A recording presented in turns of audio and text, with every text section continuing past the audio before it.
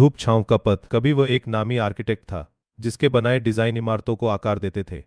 आज वह खुद एक बेढब इमारत था जिसकी नींव हिल चुकी थी। उसने एक छोटा सा कमरा किराए पर लिया था जिसकी खिड़की से सिर्फ सामने की टूटी हुई दीवार दिखती थी। यह उसकी नई दुनिया थी, खामोश, उदास और बेजान। गली के नुक्कड़ पर एक छोटी सी मिट्टी के बर्तनों की दुकान थी जिसे एक अम्मा चलाती थीं।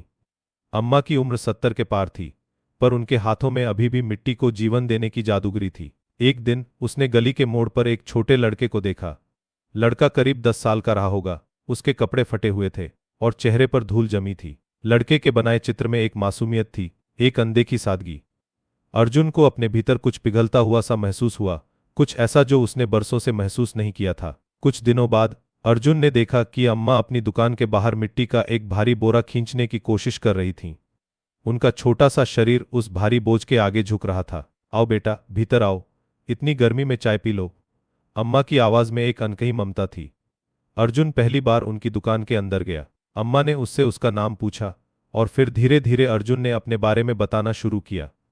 उसने अपने बर्बाद हुए व्यापार, अपनी पत्नी के जाने और अपने भीतर के खालीपन की कहानी सुनाई। यह वाक्य अर्जुन के भीतर कहीं गहरे उतर गया। उसने मिट्टी के उस ढेर को देखा जिसे अम्मा ने कुछ देर पहले खींचकर दुकान में रखा था। अर्जुन कई दिनों तक अम्मा की दुकान में आने लगा। कभी वह बस बैठता, कभी अम्मा को चाक पर काम करते देखता। एक दिन उसने रेहान को फिर देखा, उदास बैठा। उसके बनाए कुछ चित्र जमीन पर बिखरे थे जिन पर किसी ने ध्यान नहीं दिया था। यह पतंग उड़ेगी जरूर, अर्जुन ने कहा।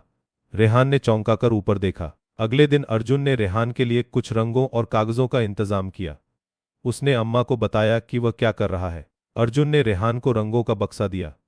रेहान की आंखों में चमक आ गई, जैसे उसे किसी ने पूरा आकाश दे दिया हो। अर्जुन को अपने भीतर भी कुछ बदलने लगा था। वह अब सिर्फ खाली नहीं बैठता था।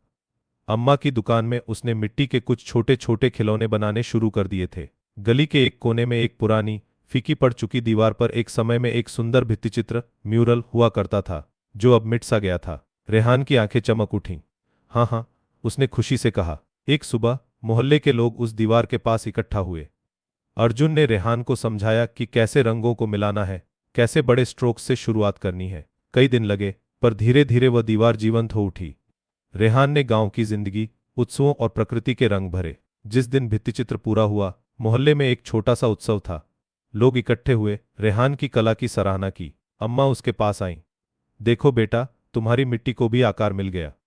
उन्होंने प्यार से अर्जुन के हाथ पर हाथ रखा। उसने अपनी पुरानी आर्किटेक्ट वाली जिंदगी को पूरी तरह नहीं छोड़ा था, पर अब वह सिर्फ इमारतों को नहीं, बल्कि जिंदगियों को आकार दे रहा था। अर्जुन को पता था कि उसका अतीत कभी मिटेगा नहीं, पर अब वह उसे एक भारी बोझ की तरह नहीं ढो रहा था।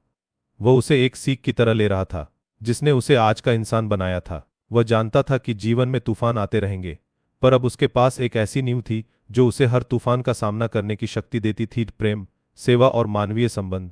आपको यह कहानी कैसी लगी, हमें कमेंट्स में बताएं और चैनल को सब्सक्राइब करना न भूलें।